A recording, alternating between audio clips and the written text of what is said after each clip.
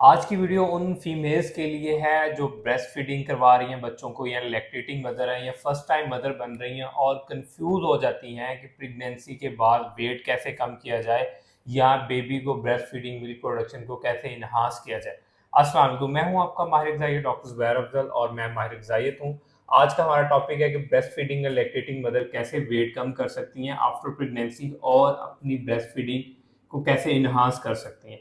तो सबसे पहले मैं इस वीडियो को 3 स्टेप्स में डिवाइड करने जा रहा हूँ। फर्स्ट स्टेप है कि ब्रेस्ट फीडिंग को कैसे एनहांस किया जाता है। सेकंड स्टेप में मैं आपको बताऊँगा कि आप उस वेट लॉस को कैसे हेल्प कर सकते हैं। थर्ड थर्ड स्टेप में कि आप अपने एक्सरसाइज या मूवमेंट को कैसे एनहांस कर सकते हैं।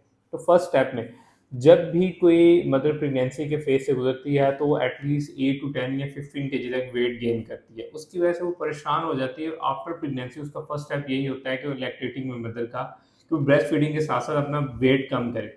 लेकिन उसमें ये न्नुकसान हो सकता है कि जब आप ब्रेस्ट फीडिंग में क्या करती हैं कि फ़ौरन से वेट कम करने की तरफ आ जाती हैं, तो आपकी मिल्क प्रोडक्शन जो है वो डिस्टर्ब होती है। क्योंकि जो आपका न्यू बॉर्न बेबी होता है उसके लिए मिल्क एक कंप्लीट एक्सीलेंट फूड है। जब आप कंप्लीट एक्सीलेंट फूड अपने बच्चे को डिलीवर नहीं करेंगे तो उसमें न्यूट्रिशनल डेफिशिएंसीज होंगी या वो मेल न्यूट्रिशन की तरफ जा सकता है।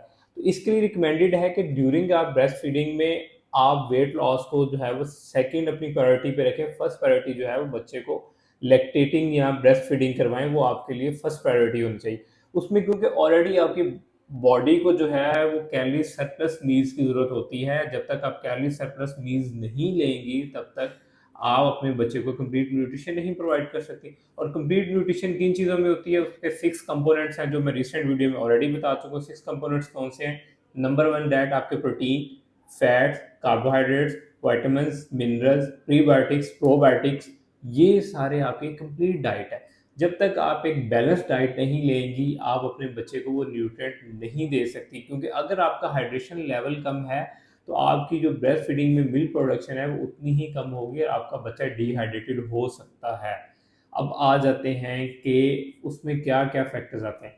अगर तो आप फॉर एग्ज़ाम्पल मैं आपको सेकंड स्टेप की तरफ अब लेके आ रहा हूँ कि अगर आप ब्रेस्ट फीडिंग के साथ-साथ भी वेट कम करना चाहती हैं तो आपको कौन-कौन से जो हैं वो स्टेप्स को फॉलो करना पड़ेगा। नंबर 1 कि आप किसी भी डायटीशियन से कॉन्टैक्ट करें, कॉन्टैक्ट करने के बाद अपनी मेंटेनेंस कैलोरीज़ कैलकुलेट करें।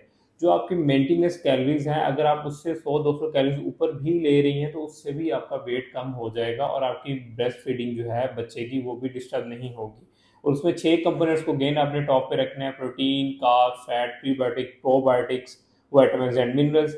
जब तक ये नहीं लेंगी, तब तक आपकी न्यूट्रिशन कंप्लीट नहीं होगी। मेंटेनेंस कैलोरीज़ काउंट कर ली, उन मेंटेनेंस कैलोरीज़ में 2 चीज़ों पे जिन पे आपने फोकस करना होता है, वो होता है protein and fats. Protein and fats पे क्यों फोकस करना होता है? क्योंकि प्रोटीन और फैट से आपके मेजर हार्मोन्स बनते हैं जो ब्रेस्ट फीडिंग के जितना भी प्रोसेस है आपके बॉडी में उसको सीक्वेंसाइज करने के लिए।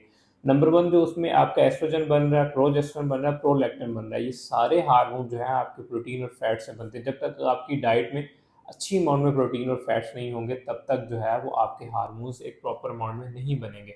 अब मोस्टली पाकिस्तान में क्या ट्रेंड है, या हमारे जनूबी पंजाब में या डिफरेंट डाइट जो पाकिस्तान में, देसी घी का जो इंटेक है वो बहुत ज़्यादा बढ़ा दिया था। लेकिन देसी घी भी जो है एक सर्टेन अमाउंट तक जो है वो आपके लिए बेनिफिशियल है, उसके बाद वो नुकसानदेह है। नुकसानदेह कैसे है कि देसी घी बेसिकली एक सैचुरेटेड फैट है।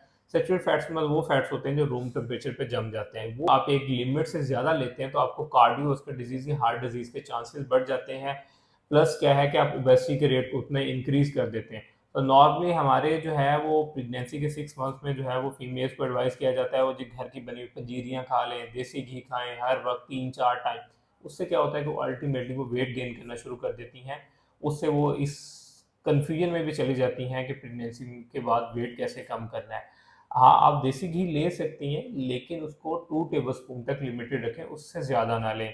क्योंकि उसमें नो डाउट कि अच्छी अमाउंट में न्यूट्रिएंट भी होते हैं, लेकिन आपको उसके साथ-साथ बैलेंस डाइट में भी रहना होता है। तो बैलेंस डाइट आपको यही रिकमेंड करती है कि आप सर्टेन अमाउंट से ज़्यादा ना लें। अब ये जो एक फैट की टाइप, अब प्रोटीन्स में है क्या? प्रोटीन्स में आप वो सारे सोर्सेज़ ले सकती हैं जो आपको घर में अवेलेबल हैं। आप उसमें चिकन ले सकती हैं, आप उसमें मटन ले सकती हैं, आप उसमें फ़िश ले सकती हैं। फ़िश के बाद आप उसमें अगर बात करती हैं प्लांट बेस्ड प्रोटीन्स की, तो हमारे घरों में चने की दाल, चने, लोबिया, फलदार सब्जियाँ सारी बनती हैं और प्रोटीन का बहुत एक अच्छा सोर्स है। आप किसी एक मील में इसकी जो आपकी मेंटेनेंस कैलोरीज़ के मुताबिक कैलोरीज़ बनती हैं, तो उसमें ऐड कर सकती हैं।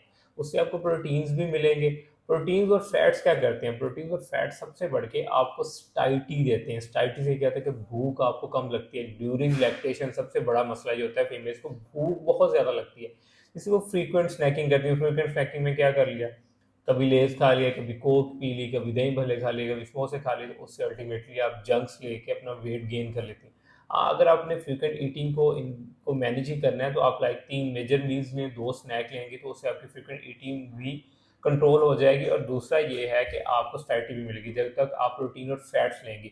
प्रोटीन और फैट्स में स्टाइटी के अलावा जो आपको बाकी कुछ सेकंड चीज़ मिलती है, अगेन आपके वो हार्मोन्स को बनाते हैं और आपकी बॉडी में रिपेयरिंग का सारा प्रोसेस प्रोटीन और फैट्स कर रहे होते हैं। प्रोटीन आपके मेटाबॉलिज्म को फास्ट करता है, प्रोटीन आपकी मसल डेवलपमेंट करता है, प्रोटीन्स आपकी बॉडी कोलेजन की प्रोडक्शन को इन्हांस करता है, क्योंकि आफ्टर प्रेगनेंसी आपकी स्किन लूज हो रही होती है तो उसको भी प्रोटीन इन्हांस करता है।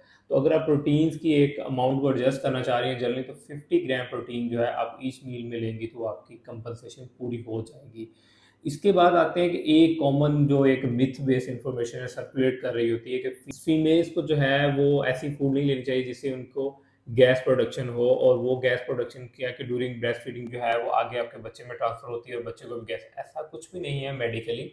आप में जो फूड्स का जिक्र किया जाता है उसमें ब्रोकली है, कैबेज है, ये ऐसी फूड्स हैं, ये 100 में से 1% को अगर हो सकती हैं, अदरवाइज ये बिल्कुल डाइजेस्टेबल हैं। आपको अपनी डाइट में ऐड करनी चाहिए ताकि आप अच्छी मात्रा में अपने न्यूट्रिएंट्स पूरे कर सकें। अब इसमें बेस्ट डाइट कौन सी होती है during lactation and breast feeding? वो होती है पोर्शन कंट्रोल डाइट।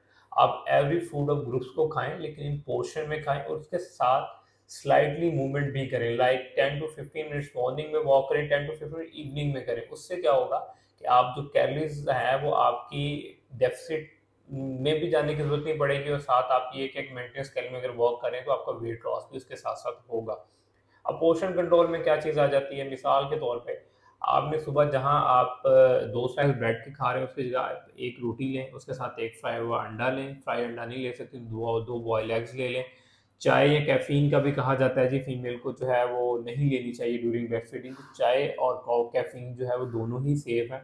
इसका कोई भी अभी तक रिसर्च बेस्ड जो है वो कोई ऐसी स्टडीज़ नहीं सामने आई कि जो आपकी ब्रेस्ट फीडिंग को अफ़ेक्ट करे। हाँ, अलबत्ता अल्कोहल जो है वो वैसे तो हमारे इस्लाम में प्रोहिबिटेड है, लेकिन नॉन मुस्लिम जो वीडियोज़ देख रहे हैं तो अल्कोहल कंप्लीटली ब्रेस्ट फीडिंग के दौरान जो है प्रोहिबिटेड होनी चाहिए। उसके आपके बच्चे की सेहत के ऊपर नुकसानात आते हैं। अदरवाइज़ कैफ़ीन के कोई नुकसानात नहीं है, कैफ़ीन आप ले सकती हैं, 2 cups in a day safe है।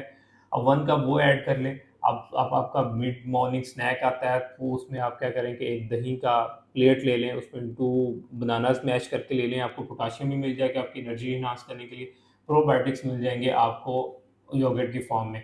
अब दोपहर का खाना है तो उसमें आप 1 प्लेट सैलेड की लें, सैलेड के साथ अगर आपको राइस बहुत ज़्यादा पसंद है, 8 टू 10 टेबलस्पून राइस लें और एक साथ बॉयल की हुई दाल की प्लेट ले लें, उसमें आपको प्रोटीन मिल जाएगा। अदरवाइज़ 2 शामी कबाब ले लें या 100 ग्राम चिकन ले लें, ये आपका एक बैलेंस मील है। इवनिंग में अगेन आ जाए तो उसमें आप नट्स और सीड्स ऐड करें। नट्स और सीड्स से आपको मिनरल्स मिलेंगे, आपको विटामिन्स मिलेंगे, उसमें आप पम्पकिन ऐड सीड्स ऐड कर सकती हैं, फ्लैक्स सीड ऐड कर सकती हैं, आलमंड्स ऐड कर सकती हैं, कैश्यू नट्स ऐड कर। ये सारी चीज़ें उसकी क्वांटिटी अगर देखें तो 10-10 की फॉर्म में अगर ऐड करेंगे कि 10 आलमंड्स ले लें, 1 टेबलस्पून फ्लैक्स सीड ले लें तो ये आपका स्नैक पूरा होगा। अगेन रात का डिनर आता है उसमें अगेन आप 1 से डेढ़ चपाती लें, पकी हुई सब्ज़ी लें और डिनर आपका कंप्लीट।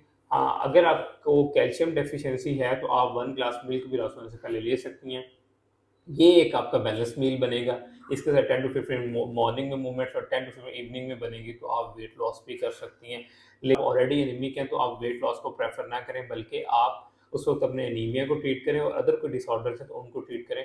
अदरवाइज़ पर्सनली मेरी ये सजेशन होती है कि जब भी आप ड्यूरिंग प्रेगनेंसी या लैक्टेशन में आप अपना ब्रेस्ट फीडिंग में वेट कम करें तो आप किसी क्लिनिकल डायटीशियन या डॉक्टर से मशवरा करके अपना कस्टमाइज़्ड डाइट प्लान बनाएँ, ताकि आपको कोई भी उसमें मुश्किलात ना फेस करनी पड़े, कोई न्यूट्रिशनल डेफिशिएंसीज़ ना फेस करनी पड़े, ताकि आप कस्टमाइज़्ड डाइट जो होती है वो बेसिकली आपकी एक बॉडी के नीड के अकॉर्डिंगली डिज़ाइन की जाती है, जिसमें आप वेट भी रिड्यूस कर सकती हैं, न्यूट्रिशन डेफिशिएंसीज़ भी नहीं फेस करेंगी। अगर आप मुझसे डाइट प्लान लेना चाह रही हैं तो मेरा नंबर जो है नीचे कमेंट सेक्शन में मेंशन है, डिस्क्रिप्शन में भी मेंशन है। आप मुझसे भी कस्टमाइज़्ड डाइट प्लान ले सकती हैं। उम्मीद करो ये वीडियो आपके लिए फ़ायदेमंद साबित होगी। मेरा channel doctor Zack diet like subscribe करते रहा करें। Thank you so much.